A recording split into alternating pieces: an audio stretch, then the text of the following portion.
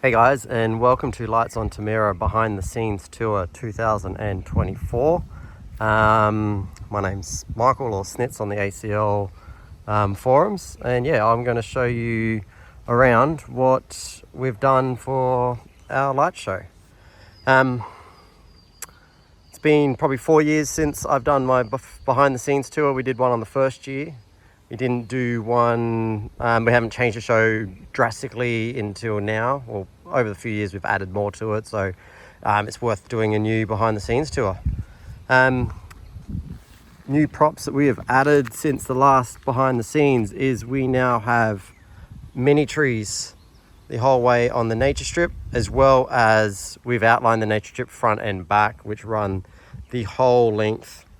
We actually added the bit over the driveway this season, midway through the season actually. My father was sitting here looking at it going, oh, it's missing a bit, let's add the extra bit on over the driveway. I'm happy to put it out every night and pack it away so they can get access to the driveway when they need it. But it really does, it fixes a hole in the show that you see when you're watching it, but now it means like you've got such a long nature strip, so it's actually a really cool thing to add. Things that we've added from the show since the last behind the scenes tour also is the arches. We've now doubled up our arches.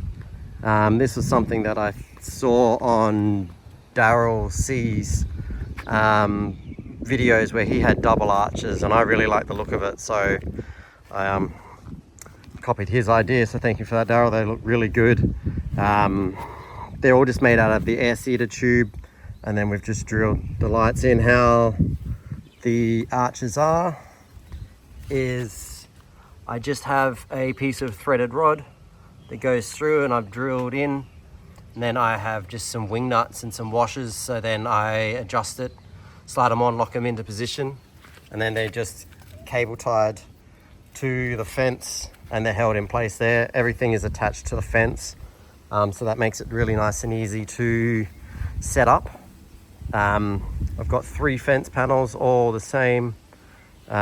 This year throughout the show I've having to replace the outline of these fence panels. They were just my older pixels which have just died and they weren't passing data and stuff through, so obviously as soon as they stop passing the data through, the rest of the prop goes, and then yeah, but they're all fixed up. That's all nice. The stockings are new also since the last behind the scenes tour video. I don't use them too much in any of my sequences, but they do add a nice little bit of filler. Something that I've added to the show this year is I've got 2 HD props. This is the PPD Geo Reef, and over on the other side over there I've got the Bellflower Reef, and they are both so good.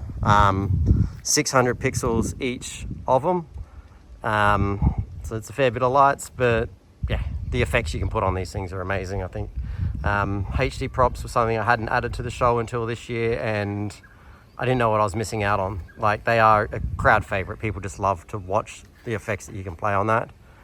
Yeah, we've got Megatree. I'll catch that in a bit. So as you can see up along here is how we just have all the mini trees, and the outlines. The outlines are all done. They are just the black strip with the lights on every 2 holes and then a light onto conduit. My show is all held together by conduit and cable ties, and then it's just run through all the way up. Same as the fence panels. Conduit, black strip, lights attached to the fence.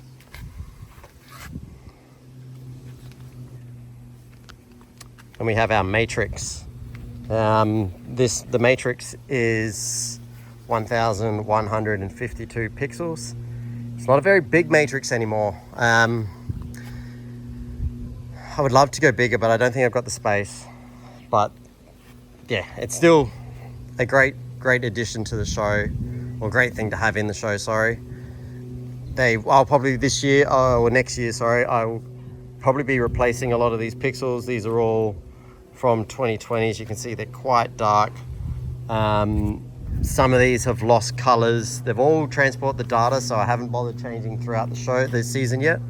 But when this displays at night, you are seeing a few dead pixels, mainly dropping red, which just puts a little off color in it, but that's a job for 2024 build. But yeah, still really like the matrix. We got these snowflakes, which I have 16 of these snowflakes scattered around. They're 30 node snowflakes, and I've just sort of tried to balance them on up high and down low. They all go through the house, and they're just a really good way to fill in the blanks. We managed to get some quite high. As you can see over here, we've got they're my pixel poles. And I've just used a fence panel, which we've just at a star picket here into the ground. We removed a brick so we can hammer it in, so it's very solid. And then we attach the fence panel to it, which allows us to get nice even spacings of everything. So you can see that snowflake is all the way up there, and I've only put the snowflake up there once before connecting the cable, which meant I had to take the whole thing down again, connect the cable, then put the snowflake back up. My pixel poles here, I have 8 pixel poles at 64 pixels per pole, which is a total of 512 pixels. I use this as a big low-res matrix. And I just chuck some effects on there, some big spinny effects, just a lot of stuff. It's really cool. It fills in a big blank space. The first couple of years we did this, especially the first year in 2020, the show ended right here. From this side onwards was lights, and then this bit of the house, we didn't have anything. And sitting there watching back on the videos and just discussing how we could add more light to this side of the house. We moved over the candy canes, added the pixel poles, which, like everyone, when I said I'm going to do these big pixel poles here, they were quite hesitant and weren't sure of what they would actually look like. And like, look, everyone loves them, so much so that I've actually added another set of pixel poles on the other side, which I'll show you. And then this is the Geo Reef flower, or the bell flower, I think it's called. This is really cool. I like this one here a lot. I like the effects probably on the other one a bit more, but this still has some pretty cool effects on it. 600 nodes. I get all of my props from Troy from Extreme Lighting Displays, so big shout out to Troy. He ships stuff up to Darwin so quickly. And yeah, the work on it is fantastic. I really can't recommend him enough. And then I got another couple of snowflakes up there. Onto the roof, this is my singing tree. It's a total of 368 pixels. I use the singing tree faces on this, as well as sometimes if I don't have any songs on it, I just duplicate my mega tree sequences onto it. It's really cool. The kids really like it when they see that the tree turns on and starts singing. And then I have 4 mini trees or trees just on the roof, as well as the whole outline of the carport, which is conduit, black strip and cable ties. Under here I have a couple of floodlights light up under here. Now look, I'll be honest with you, I'm not impressed with my floods. I love them when they work, but I've lost 2 floods this season, actually 3, sorry, they stopped working. That's why that one's not even plugged in, sorry. And I had another 2 floods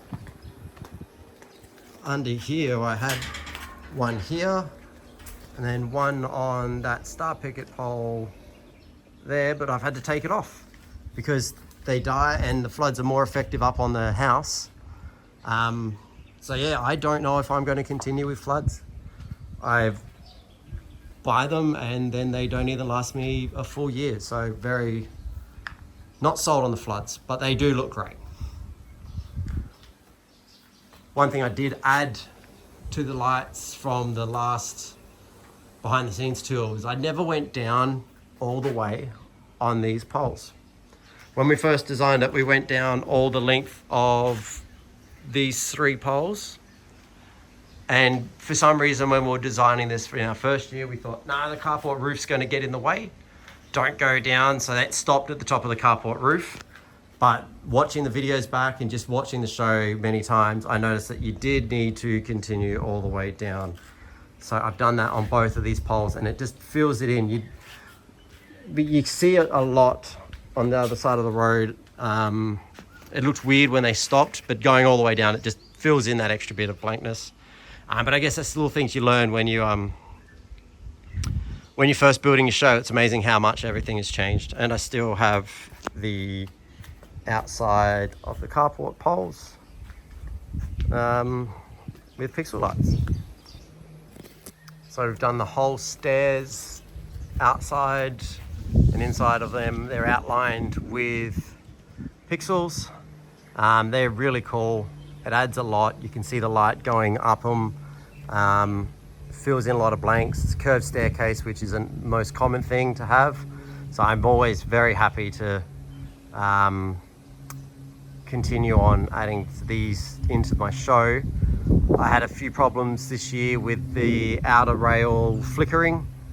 We replaced all the lights and that still didn't fix it, but turns out it was just a loose connection in the control box where it was plugged in that it obviously probably wasn't grounding enough and it was just flickering a lot, which is something that I've had a lot this year.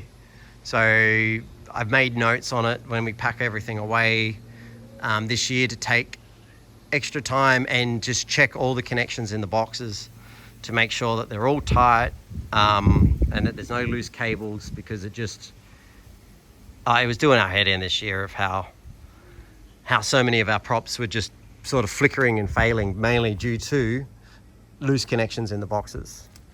And speaking of boxes, I'll show you some of my boxes. I have over here is the box that controls the matrix.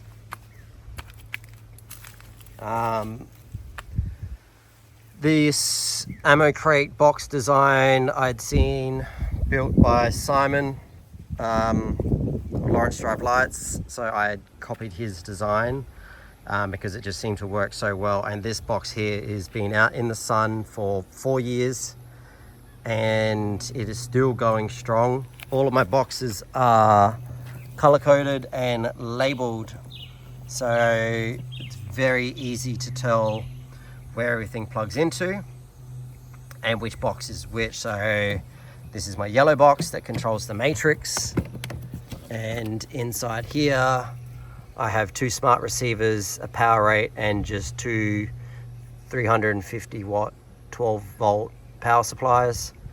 My whole show is 12 volt because more volts more better. And yeah, all of my lights are the Bullet Pixels, WS2811 Bullet Pixel 12 volts.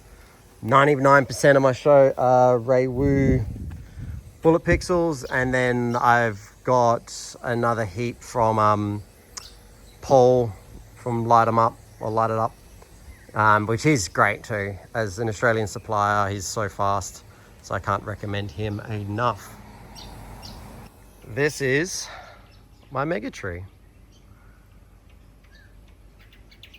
It's quite a tall mega tree, but it is only 16 strands by 50, so it's only 800 pixels, but it's quite high because I have this hedge to get across. So it is raised up off the ground, star picketed in. I use a old metal, it's actually from, we got this from the Darwin City Council. It used to have an old reef on it, which works out really well. Use these bungee cords to keep everything nice and tight, and the spacings in between here are about 1 beer can apart, and that's how we get it nice and even. Yes, it's not as sturdy as other people's mega trees, but look, it works. It's 4 years old. I've never had an issue with it. We make sure that this thing will hold up. It is bamboo and a pool cleaner pole, and then we sort of strap it back to the roof, back to the fence, and hold that up, and then pull it back down here, and it holds up really well. I love it. People love the mega trees. Mega trees is something I think everyone needs to have in their display. If you can fit it in your display, definitely put it in. This is all run off, I'd like to say my red box, but as you can see, this box is 4 years old, and the tape, well, that's more red than that side, but this is the big box. Inside here is a F16, a expansion board, and a distribution board. I have 4 350 watt 12 volt power supplies, a power 8. So this box here, I run the yellow box off of, and I also have a orange box which runs from this box. No, sorry, purple box. The purple box runs off this box as well. And I can still add more to it. So I've still got 2 more ports that I can add out of if I want to expand. These are my new pixel poles. I added these in this year. Actually, between Halloween and Christmas, I added these in, which involved cutting a whole heap of this tree back because it actually grew all the way out to here. So that's why it's very it's empty through here. These are 8 by 100 pixels. This is the only time in my show that I have put pixels in at this density here.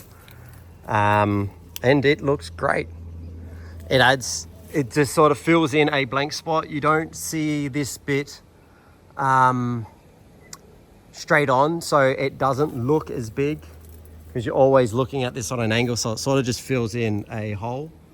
I have another control box down there which we'll look at, and then that's the reef, which also runs off this control box, which we can go have a quick look at.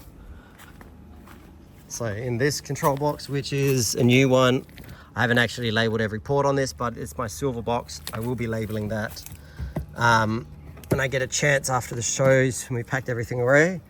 In here is an F16 V4. This is my newest controller that I've got in the whole show. I'm only running 2 350 watt 12 volt power supplies. Little shout out to Oz Christmas lighting. But yeah, so that's one of my other control boxes. Here is my purple box, which is run off the red box. So this one here has 3 smart receivers in it, 3 350 watt 12 volt power supplies, and a power 8. This is my standard build for my control boxes. I either chuck an F16 in it with a power 8 with a room to add an expansion board or a distribution board, or my other boxes are all like this, which is just, so these are all built. They've just got a perspex piece here, which is cut. Then I use some rod, hold it up, wedge it in, 3D print these if I have my 3D printer up and running, ready to go. Otherwise, I just use some washers. But yeah, these design of these boxes, once you have a design and you're very happy with it, just stick with that same design, because it means it's so easy to replicate.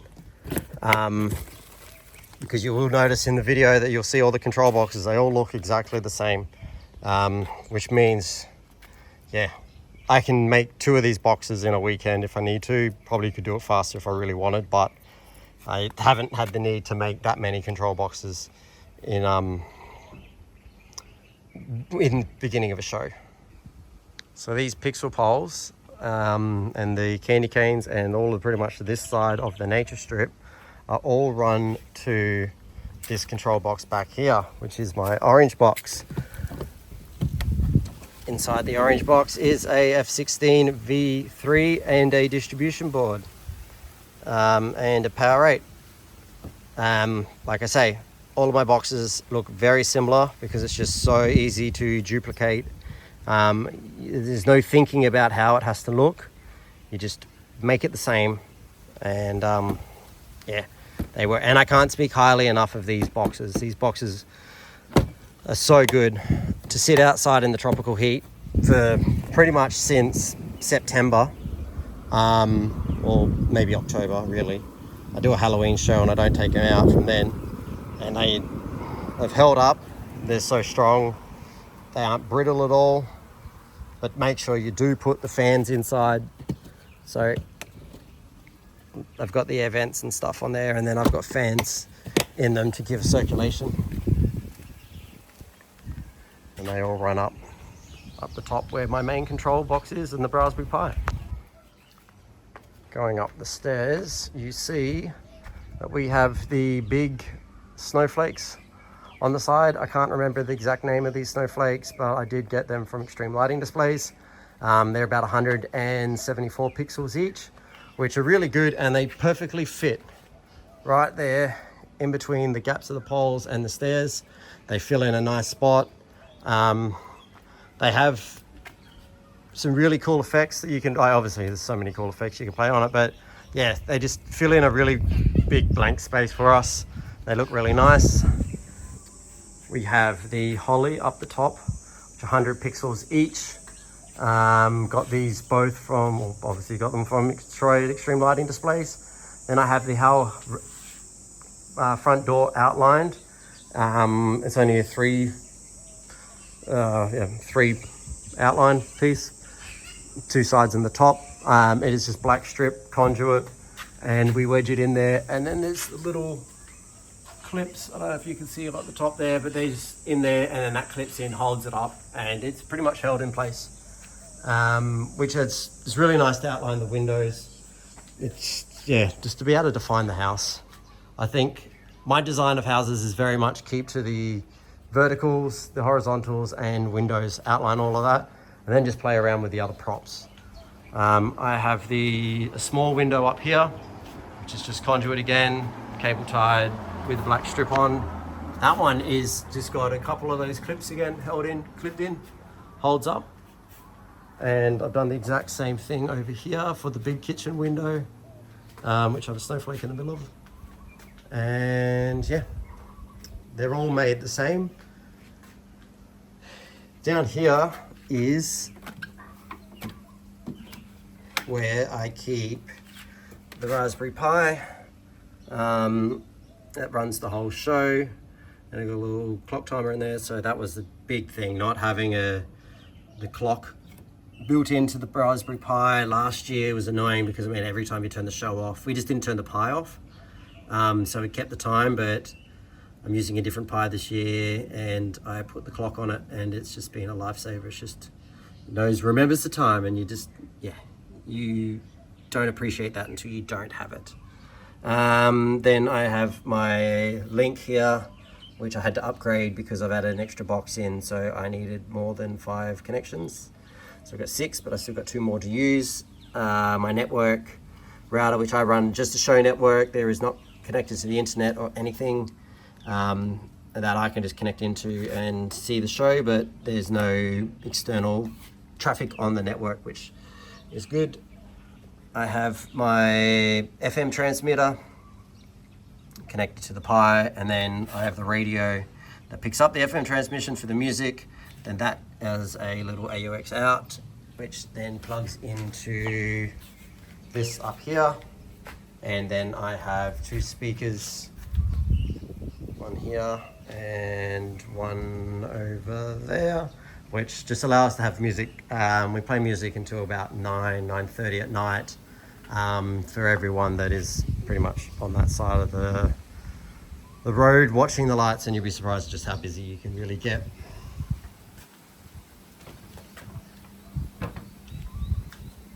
Now I have a blue box which controls all the trees and the singing tree. And now this one is 3 smart receivers, and this one is actually 3 350 watt 12 volt power supplies and a power rate from Hanson Electronics. And can't thank Alan enough for the work that he does, and he ships everything out so quickly.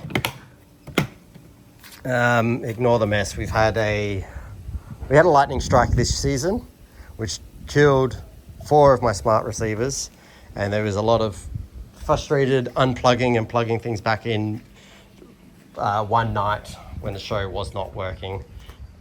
So you'll see that on another box where it just looks really bad.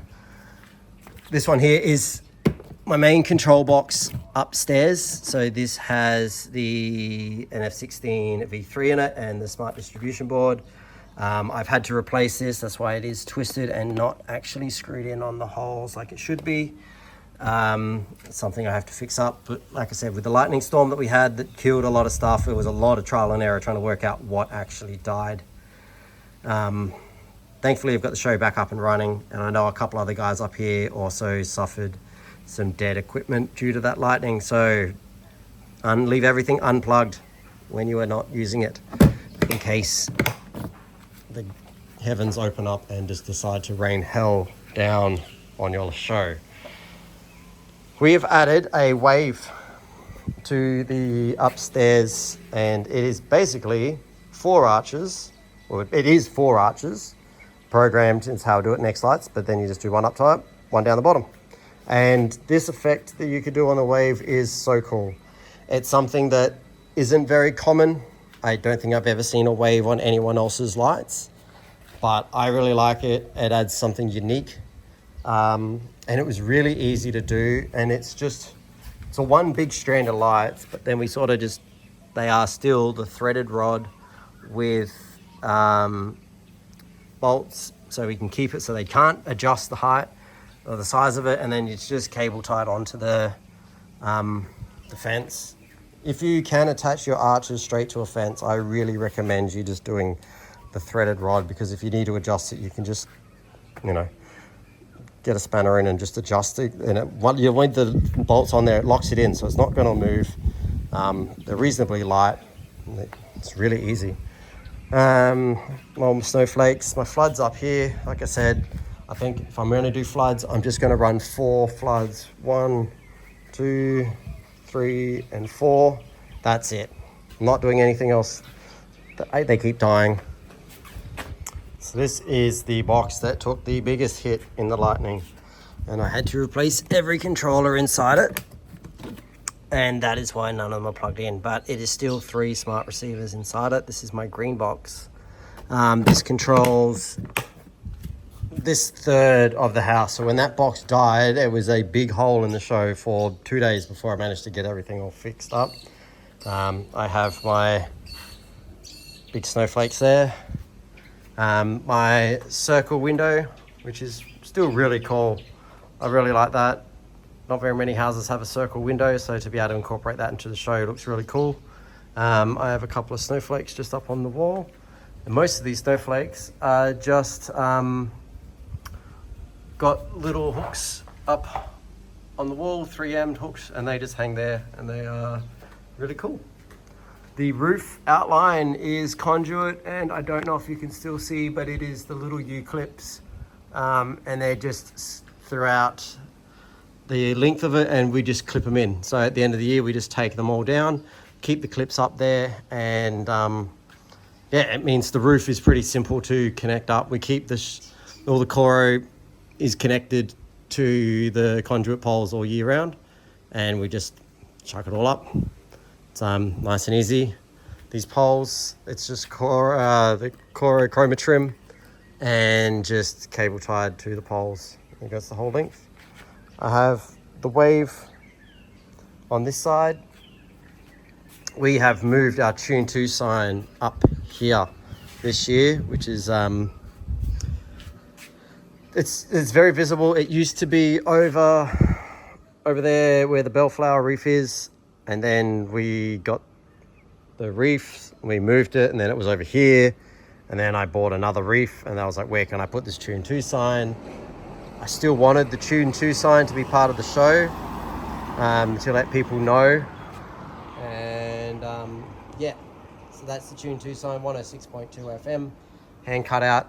It's backlit by the pixels, and they literally just drilled a hole in there and just chucked them in. It has a nice soft diffused light. and a little snowflake up there.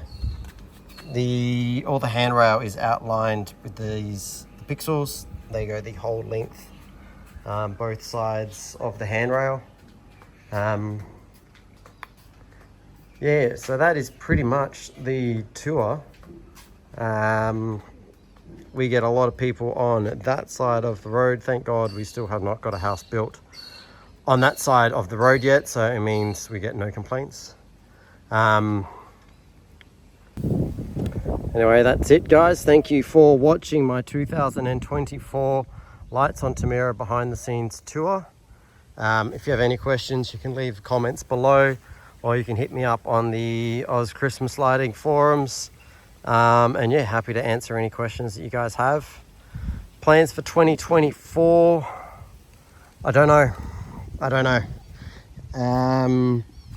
Moving heads, not something that I'd be interested in. They seem to be all the phase at the moment, but I don't think I'm going to go down that route.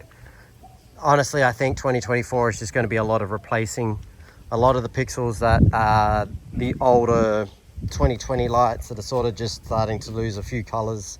I think I'd rather just keep where we're at, maybe refine the layout a little bit more. I think every year I still just adjust the layout just a little bit, mainly with placements of snowflakes.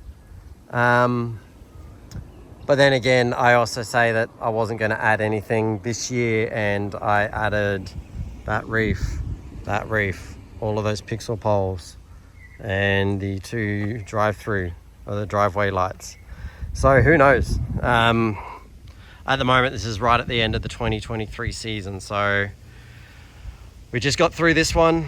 But yeah, Merry Christmas to everyone, and hope your displays were all up and running. And yeah, if you've got any questions, just hit me up. I'm happy to answer them. Thanks for watching. Bye.